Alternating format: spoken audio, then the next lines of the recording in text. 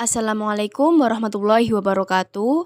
Kami dari kelompok 11 yang beranggotakan Amelia, Angela Kunti, Lailatul Azizah, dan Fresta Angelisa Septiani ingin mempresentasikan hasil diskusi kami mengenai dampak kemajuan Barat atas dunia Islam dan respon dunia Islam terhadap peradaban Barat. Awal kemajuan Barat. Kebangkitan Eropa pada awalnya memiliki hambatan yang sangat luar biasa. Hal ini dapat terjadi karena ada perang Islam yang memiliki kekuatan-kekuatan yang susah untuk dikalahkan. Salah satunya adalah kerajaan Turki Utsmani. Maka satu-satunya cara untuk mengalahkannya yaitu dengan membuat penelitian tentang cara menaklukkan laut dan juga berbagai benua agar keduanya mudah untuk ditaklukkan. Lalu seorang pelaut dari Portugis yang bernama Vasco da Gama memulai penjajahan Eropa.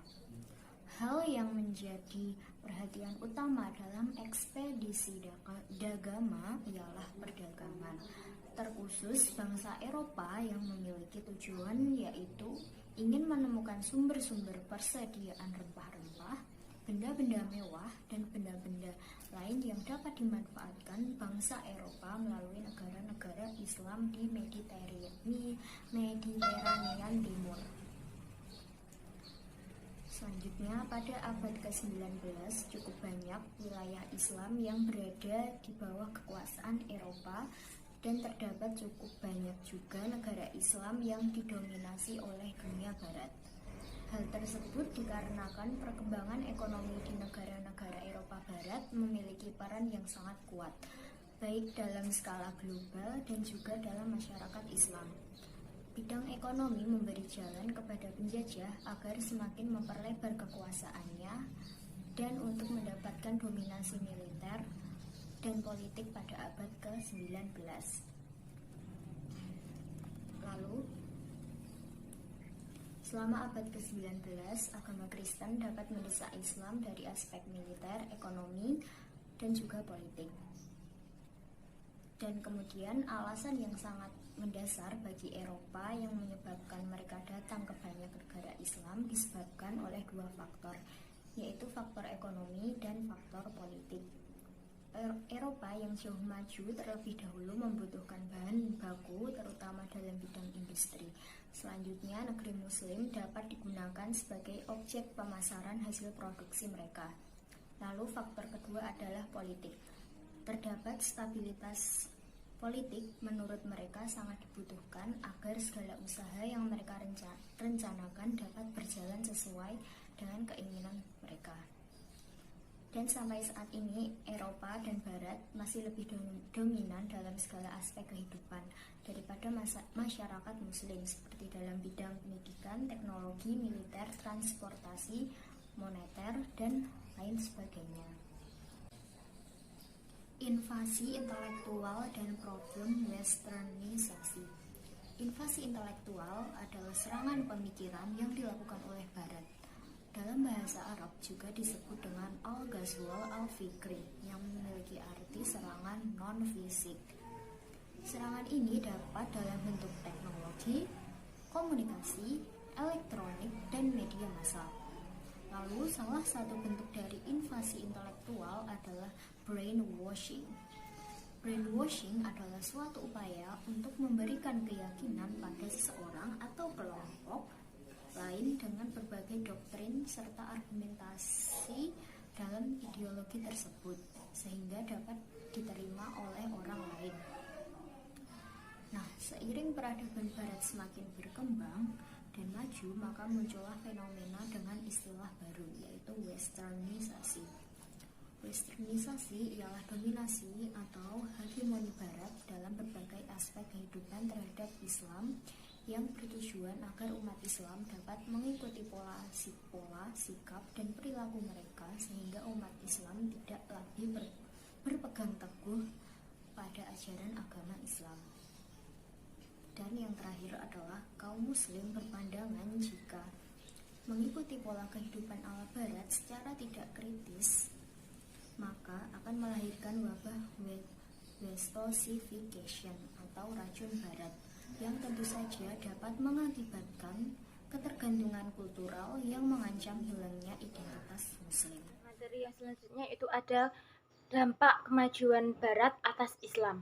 Nah, yang pertama yaitu ada Renaissance di Eropa. Renaissance ini merupakan sebuah zaman yang terjadi pada abad ke-14 sampai 16 yang merupakan suatu abad keemasan Golden Age dalam sejarah peradaban Barat. Nah, zaman ini merupakan fase transisi yang menjembatani zaman kegelapan Dark Age dengan zaman pencerahan Enlightenment Age. Jadi, Renaissance ini merupakan kebangkitan kembali minat terhadap kekayaan warisan Yunani dan Romawi kuno. Nah, pada masa Renaissance ini juga berkembang bentuk pemikiran manusia yang baru, seperti humanisme, rasionalisme, empirisme, dan materialisme. Yang pertama, humanisme. Humanisme ini merupakan kebenaran yang diukur berdasarkan ukuran dari gereja atau agama Kristen, bukan menurut ukuran yang dibuat oleh manusia. Yang kedua yaitu rasionalisme. Rasionalisme merupakan paham filsafat yang mengatakan bahwa akal adalah alat terpenting dalam memperoleh pengetahuan dan mengetes pengetahuan. Nah, ini ada dua macam, yaitu agama dan filsafat. Yang ketiga yaitu ada empirisme. Empirisme ini adalah suatu doktrin filsafat yang menekankan pada peranan pengalaman dalam memperoleh pengetahuan. Dan yang terakhir yaitu ada materialisme. Ini merupakan bahan atau badan tanpa jiwa mungkin hidup, bergerak. Sedangkan jiwa tanpa badan tidak akan mungkin ada. Ini maksudnya berarti materialisme ini merupakan suatu pemahaman yang hanya bersandarkan pada materi saja. Nah, pada masa Renaissance ini terjadi beberapa dampak. Ada dampak positif dan dampak negatif. Nah, di sini saya akan menjelaskan yang pertama yaitu dampak positif dari masa Renaissance. Yang pertama adanya perubahan dalam bidang agama dan ilmu pengetahuan. Nah, di mana mulai terjadinya pembagian ilmu pengetahuan, misalnya ilmu bumi, ilmu sejarah, dan lain-lain. Yang kedua yaitu kebangunan kembali dari peradaban. Maksudnya, di zaman ini membongkar hasil peradaban Yunani sampai Romanes. Yang ketiga yaitu Renaissance telah membentuk masyarakat perdagangan yang berdaya maju. Keadaan ini melemahkan kedudukan dan kekuasaan golongan gereja atau agama Kristen di Eropa. Yang keempat yaitu tumbuhnya kebebasan, kemerdekaan, dan kemandirian individu. Nah, yang kelima yaitu Renaissance telah melahirkan tokoh-tokoh perubahan Eropa. Renaissance telah melahirkan masyarakat yang lebih progresif yang membawa kepada aktivis penjajahan dan kemajuan. Dan yang terakhir yaitu mendorong pencarian daerah baru sehingga berkobarlah era penjelajahan samudra yang dilakukan di zaman Renaissance ini. Selain dampak positif, pada masa Renaissance ini juga terjadi dampak negatif, yaitu Eropa pada periode ini benar-benar mendapat ancaman dari orang Barat. Nah, Khalifah Umayyah telah meluaskan wilayah taklukannya, walaupun pada akhirnya yang dilakukan Arab ini gagal total. Yang kedua yaitu munculnya suatu isu yang disebut kontroversi ikonoklastik. Nah, kontroversi ikonoklastik ini berisi bahwa apakah imaji-imaji tentang Tuhan dan seseorang yang sudah boleh digunakan dalam misa atau tidak. Maksudnya ini merupakan seseorang yang suci boleh digunakan dalam misa dalam sebuah agama Kristen atau tidak. Yang terakhir yaitu pada masa ini selain terjadi kebangunan kembali juga terjadi kebobrokan moral. Nah, karena tidak adanya norma yang bisa mengatur kehidupan masyarakat sehingga manusia tidak mempunyai pegangan apapun. Sehingga ini menimbulkan kebobrokan moral yang terjadi pada masa itu. Zaman Renaissance ini juga melahirkan beberapa tokoh-tokoh yang terkenal sampai sekarang ini. Di antaranya yaitu ada Roger Bacon. Ia berpendapat bahwa matematika merupakan syarat mutlak untuk mengolah semua pengetahuan. Jadi dia merupakan tokoh matematikawan. Yang selanjutnya ada Copernicus, merupakan ilmuwan yang berpendapat bahwa mataharilah pusat tata surya, bukan bumi. Yang ketiga ada Galileo Galilei. Ini merupakan tokoh angkasawan terkenal hingga saat ini yang merupakan pembuat teropong terbesar zaman itu untuk mengamati peristiwa di angkasa secara langsung. Yang selanjutnya ada Dante Alighieri, merupakan seorang pengkritik dan penentang otoritas moral kepausan yang dinilai tidak adil dan tidak bermoral. Nah, dia ini juga menulis sebuah buku berjudul De Monarchia. Yang selanjutnya ada Niccolò Machiavelli. Ia merupakan seorang filosof politik di Italia. Dia mengabdi selama 14 tahun kepada Florence dan terlibat dalam berbagai misi diplomatik. Dan yang terakhir ada Leonardo da Vinci. Ini dia merupakan seorang versatile yang memberikan kontribusi yang besar, terutama di bidang-bidang seni di masa itu, yang sekarang menjadi tokoh utama yang dikenal publik di bidang seni. Nah, dampak kemajuan Barat atas Islam yang kedua yaitu terjadinya kemunduran Kerajaan Utsmani dan ekspansi Barat ke Timur Tengah. Kemunduran Kerajaan Utsmani ini ketika Perang Dunia I meletus, Turki bergabung dengan Jerman yang kemudian mengalami kekalahan. Akibatnya, kekuasaan Kerajaan Turki Utsmani ini semakin ambruk dan semakin mengalami kemunduran. Persaingan antara Inggris dan Perancis di Timur Tengah memang sudah lama dan terus berlangsung. Persaingan ini terlihat dari penaklukan wilayah Islam di Timur Tengah dan Afrika, yaitu pada tahun 1820 Masehi, ini ada Oman dan Qatar yang ditaklukkan oleh Inggris. Pada tahun 1830 sampai 1857 Masehi, Aljazair oleh Prancis. Tahun 1839 Masehi ini Aden ditaklukkan oleh Inggris. Selanjutnya pada tahun 1881 Masehi sampai 1883 Masehi ini negara Tunisia ditaklukkan oleh Perancis. Dan selanjutnya yaitu tahun 1882 Masehi negara Mesir oleh Inggris. Tahun 1898 Masehi ini negara Sudan oleh Inggris. Yang terakhir yaitu tahun 1900 Masehi Chad oleh Perancis. Nah, itu menimbulkan beberapa dampak penjajahan bangsa Barat atas dunia Islam. Yang pertama yaitu di bidang politik. Penjajahan ini menyebabkan kehancuran politik bangsa yang dijajahnya. Politik juga membuat bangsa yang dijajah mempunyai watak ingin mengeruk keuntungan tanpa menghiraukan penderitaan orang lain, rakyat kecil yang tertindas. Nah, yang selanjutnya itu dampaknya paham komunisme yang menumbuhkan sikap yang menghalalkan segala cara untuk mencapai tujuan hingga merusak persatuan dan kesatuan bangsa Indonesia serta umat Islam. Dampak yang selanjutnya yaitu di bidang ekonomi. Dengan berkembangnya sistem kapitalisme, kemiskinan akan terus bertambah.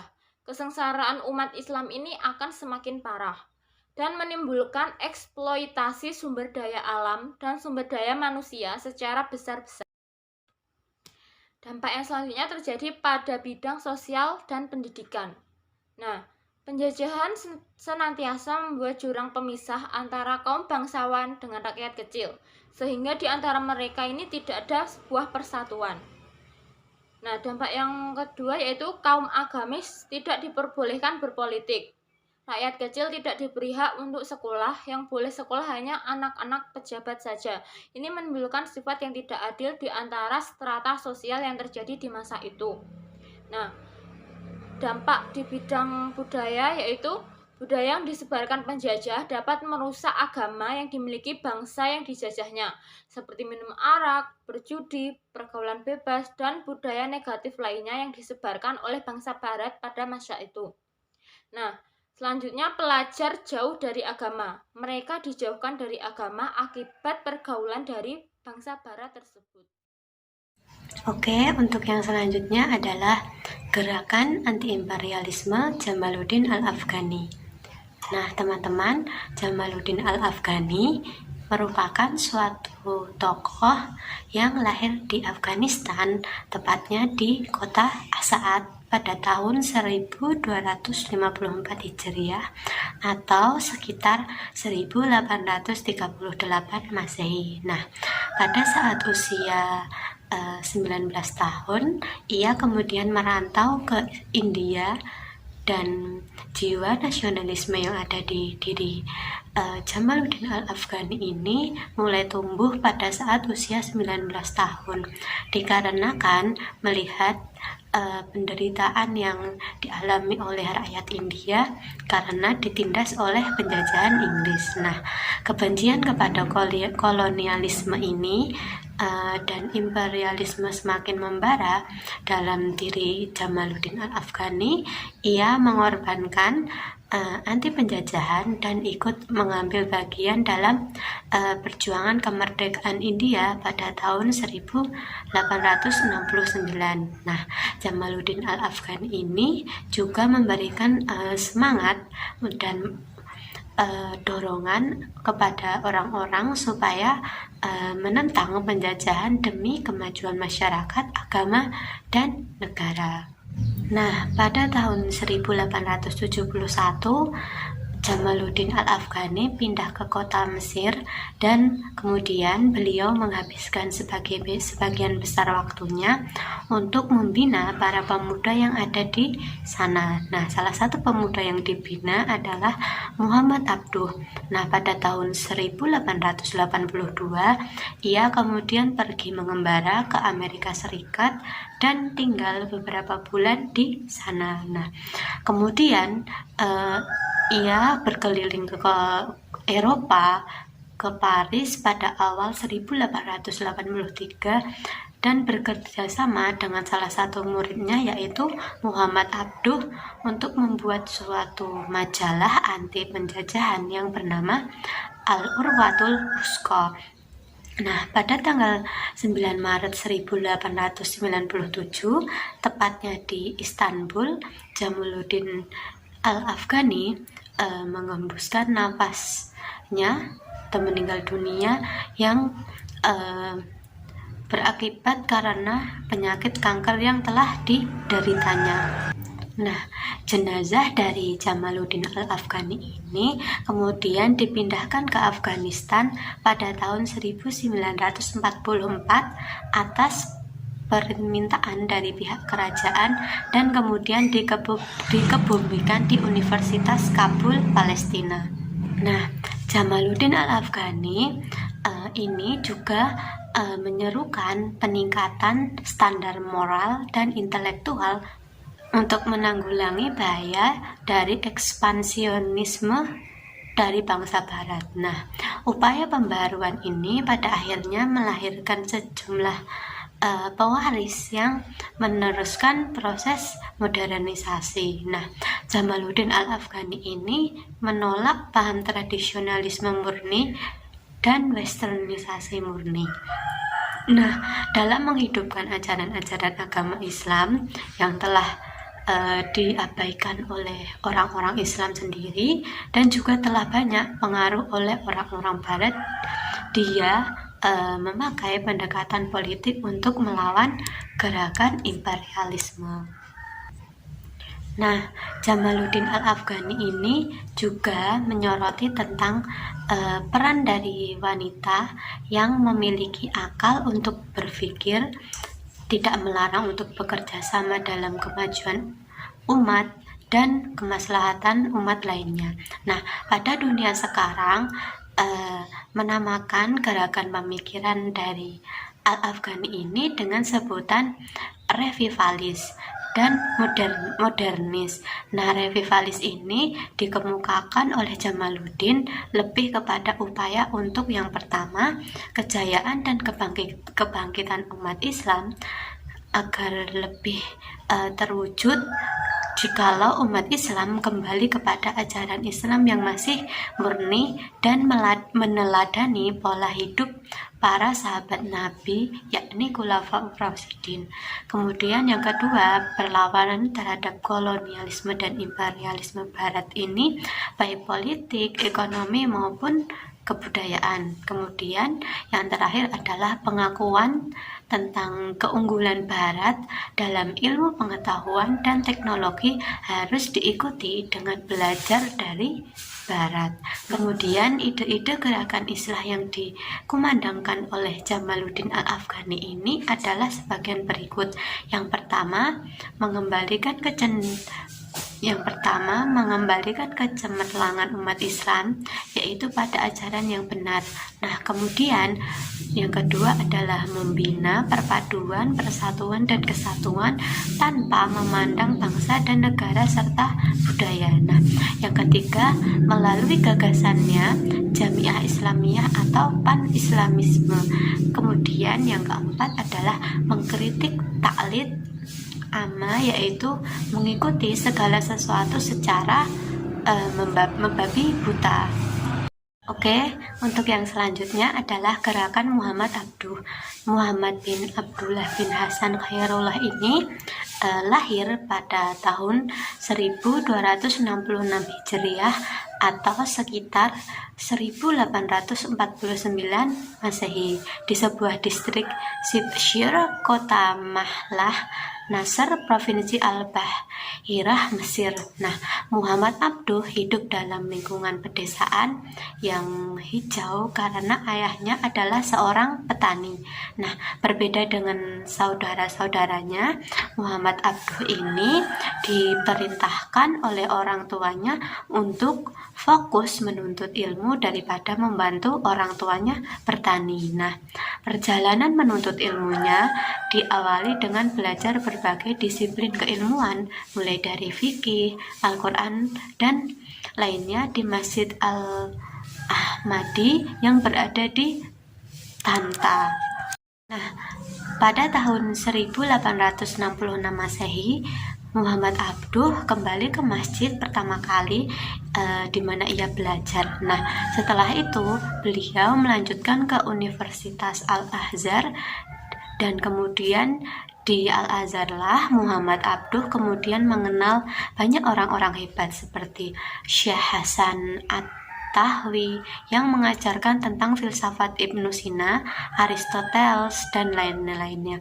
Padahal pelajaran tersebut tidak diajarkan di Al-Azhar pada waktu itu. Nah, kondisi umat Islam di masa kehidupan Muhammad Abduh pada akhir abad ke-18 dan pada awal abad ke-19 Masehi adalah bagian dari rentetan kemunduran umat Islam. Nah, pada masa ini Mesir terbagi menjadi dua kelompok. Nah, kelompok yang pertama adalah mereka yang berpemikiran konservatif yang terwakili oleh para pembesar ulama Al-Azhar yang menolak segala bentuk perubahan. Pandangan mereka hanya mengacu pada kejayaan Islam pada masa klasik, yang acuannya selalu berbalik ke sebuah zaman klasik. Nah, untuk kelompok yang kedua adalah kelompok pembaruan atau kelompok terpelajar dari Barat yang mulai mengenal seperangkat metode modern. Nah, mereka meyakini bahwa mereka juga melihat sejarah keemasan Islam dengan semangat pengkultusan adalah usaha yang bodoh yang hanya memasung kebebasan dari berpikir mereka. Dan untuk yang selanjutnya, nah, kondisi keterpilahan umat Islam pada masa ini secara cerdas hendak didamaikan oleh Muhammad Abduh. Nah, kemudian ia menempatkan diri layaknya sebuah tali penyambung antara kedua kubu yang berbeda sudut pandang tersebut. Nah, mulai dari sini langkah pembaruan Muhammad Abduh dimulai. Nah, beliau tidak hanya merombak hal-hal pragmatis, namun lebih dalam lagi cara keberagaman fikih dan keyakinan ataupun tauhid mendapatkan suntikan pemikirannya. Nah, di Saudi misalnya, ide pembaruan mulai digalakkan oleh seorang pengikut Ibnu Taimiyah, Muhammad Ibnu Abdul Wahab, yang merupakan cikal bakal tumbuh kembangnya paham Wahabi. Nah, Muhammad Abduh melancarkan pemikiran-pemikiran pembaharuannya sudah sejak di bangku kuliah, yaitu melalui artikel-artikel pembaharuannya di beberapa surat kabar seperti surat kabar Al-Ahram, Kairo, Mesir. Melalui media ini, gema tulisan tersebut sampai ke telinga para pengajar Al-Azhar dan menimbulkan berbagai kontroversi. Nah, pokok-pokok gagasan pembaruan Muhammad Abduh bisa dilacak dalam karya-karyanya seperti Risalah Al-Waridat, Hashishah Al-Syarah Al-Dawani, Dil Aqaid Al-Adudiyah, Narj Balagh, Risalah Tauhid, Tafsir Al-Manar.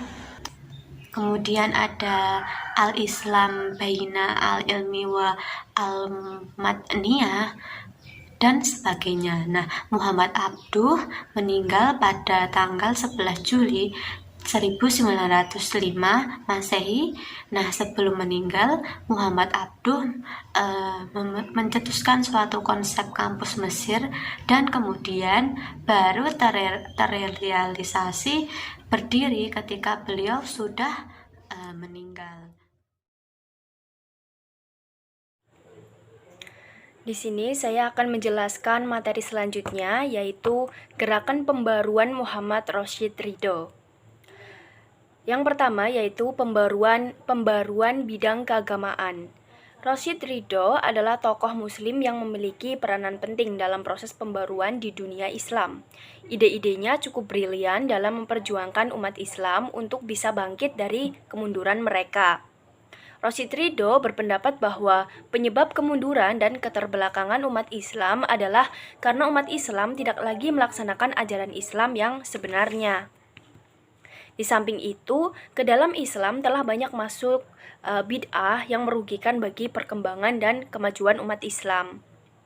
Di antara bid'ah itu ialah ajaran kekuatan batin yang membuat pemiliknya dapat memperoleh segala apa yang dikehendakinya. Bid'ah lainnya ialah ajaran sek-sek terdekat tentang tidak pentingnya hidup duniawi, tentang tawakal dan pujaan yang berlebihan kepada sek dan wali. Semua bid'ah itu ditentang keras oleh Rashid Ridho. Nah, Rashid Ridho ini berpendapat bahwa umat Islam harus dibawa kembali kepada ajaran Islam yang sebenarnya, yang murni dari segala bid'ah. Menurutnya, Islam murni itu sederhana sekali, sederhana dalam bid'ah dan muamalah. Faktor lain yang juga menyebabkan keterbelakangan umat Islam menurut Rashid Ridho adalah ketidakmampuan umat Islam dalam memadukan ajaran-ajaran spiritual agama dengan masalah duniawi. Padahal keduanya ada dalam Islam. Apabila umat Islam mampu memahami ajaran agama tersebut dengan benar, maka mereka akan tangguh, berhasil, dan sejahtera. Selain itu, menurut Rashid Ridho, di kalangan umat Islam juga terdapat faham fatalisme. Faham fatalisme ini juga termasuk salah satu faktor penyebab kemunduran umat Islam.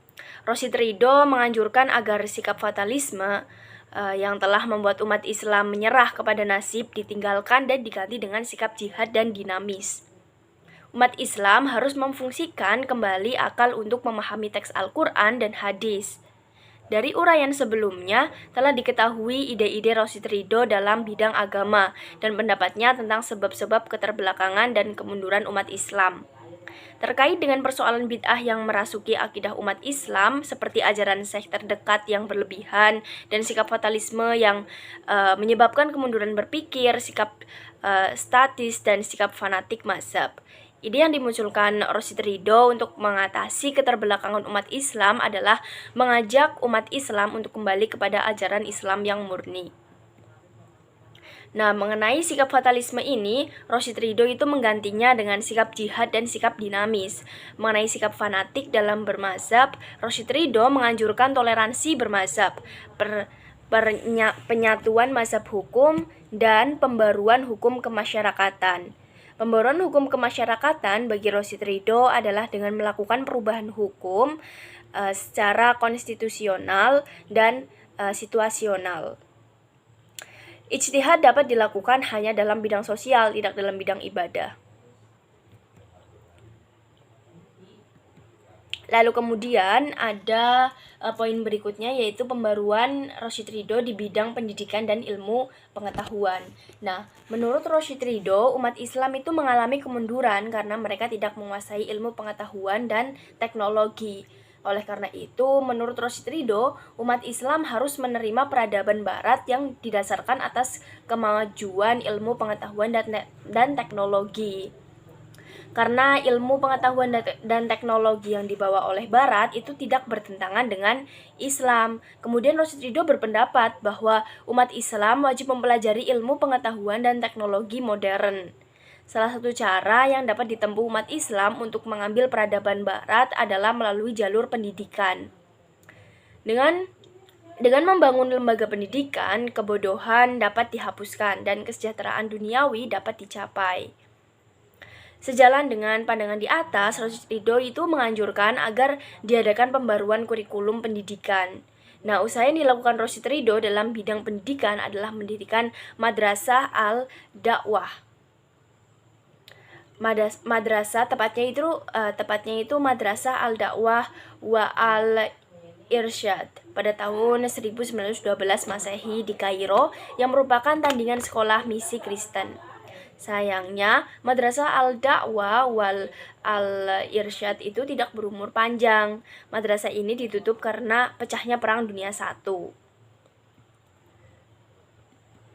Lalu kemudian ada pembaruan bidang politik dan sosial kemasyarakatan menurut Rashid Ridho. Nah, negara yang dianjurkan oleh Rashid Ridho ialah negara dalam bentuk kekhalifahan. Nah, walaupun Rashid Ridho itu mengakui kemajuan peradaban barat, tetapi dia itu tidak setuju dengan ide kebangsaan yang dibawa bangsa barat. Nah, menurut Rashid Ridho, umat Islam tidak perlu meniru ide kebangsaan barat, karena dalam Islam rasa kebangsaan itu dibangun atas dasar keagamaan. Menurut Muhammad Rashid Ridho ini, calon khalifah itu tidak hanya terdiri dari ulama atau ahli agama yang sudah mencapai tingkat mujtahid, tetapi juga dari pemuka-pemuka masyarakat dari berbagai bidang, termasuk bidang perdagangan, perindustrian, dan sebagainya. Nah, syarat untuk dapat menduduki jabatan khalifah adalah berilmu dalam arti menguasai pengetahuan agama dan bahasa Arab, sehingga mampu memahami secara tepat maksud-maksud Al-Quran dan Sunnah Nabi, dan teladan-teladan yang diwariskan oleh para pendahulu atau salaf yang soleh, dan yang sudah mencapai tingkat mampu berijtihad secara betul. Nah, terus ada berbagai, selanjutnya kita akan membahas tentang berbagai sikap muslimin terhadap peradaban barat. Nah, ini ada berbagai sikap muslimin ya terhadap peradaban barat. Yang pertama yaitu a priori. Nah, sikap a priori ini sebagai sikap sebagai kaum muslimin yang menolak mentah-mentah terhadap nilai-nilai barat beserta konsekuensi-konsekuensinya, sehingga mereka mengisolasi diri dari dinamika modernisasi sama sekali. Tapi dampaknya adalah mereka mengalami kemunduran dan kejemuhan serta ketersaingan dalam kehidupan. Lalu sikap muslimin yang kedua yaitu ada permisif. Nah, ini itu merupakan sikap yang dominan di masyarakat. Sikap menyerah kalah, tunduk patuh, dan silau sehingga menjiplak habis-habisan tanpa proses penyaringan lagi. Sikap ini diikuti dengan sikap memandang rendah terhadap semua yang berasal dan berbau Islam. Mereka menganggap hukum-hukum Islam itu telah ketinggalan zaman. Mereka mengalami inferiority complex syndrome terhadap Islam. Sikap ini itu terutama dialami oleh sebagian kaum pemuda dan kaum intelektual muda yang dididik dengan pengetahuan barat tanpa dibekali dengan kerangka berpikir yang Islami. Nah, dampaknya lagi adalah terjadinya kerusakan di segala bidang kehidupan ya, seperti korupsi, kolusi, seks bebas, ekstasi, tawuran, dan sebagainya. Akibat keringnya bidang-bidang tersebut dari orang-orang yang memahami dan mengaplikasikan nilai-nilai Islam. Terus sikap yang ketiga yaitu ada selektif. Nah, selektif ini merupakan sikap menerima dan melaksanakan proses filtrasi kebudayaan barat dengan paradigma berpikir Islami. Mana yang sesuai dengan hukum dan nilai Islam diambil, dan mana yang bertentangan ditolak dan dijauhi. Menurut pemahaman ini bahwa ilmu pengetahuan yang bersumber dari barat banyak yang bermanfaat asal dibingkai dengan nilai-nilai Islami. Karena ilmu pengetahuan dan teknologi tersebut asalnya dipelajari ilmuwan barat dari kaum muslimin juga. Oke teman-teman, kita sampai di kesimpulan. Nah, kesimpulan dari presentasi kita hari ini yaitu pada akhir abad ke-19 cukup banyak wilayah Islam yang berada di bawah kekuasaan Eropa, dan terdapat cukup banyak juga negara Islam yang didominasi oleh dunia barat. Alasan yang sangat besar bagi Eropa yang menyebabkan mereka datang ke banyak negara Islam disebabkan oleh dua faktor, yaitu faktor ekonomi dan faktor politik. Dampak kemajuan barat memunculkan pemikiran baru seperti humanisme, rasionalisme, empirisme, dan materialisme. Nah, munculnya gerakan anti-imperialisme Jamaluddin Al-Afghani, gerakan Muhammad Abduh, dan gerakan pembaruan Rashid Ridho merupakan sebagai bentuk respons dunia Islam terhadap peradaban Barat. Dan yang terakhir adalah sikap muslimin terhadap peradaban Barat dibagi menjadi tiga, yaitu a priori, permisif, dan selektif. Oke teman-teman, itu saja yang bisa kelompok kami paparkan. Terima kasih atas perhatiannya. Wassalamualaikum warahmatullahi wabarakatuh.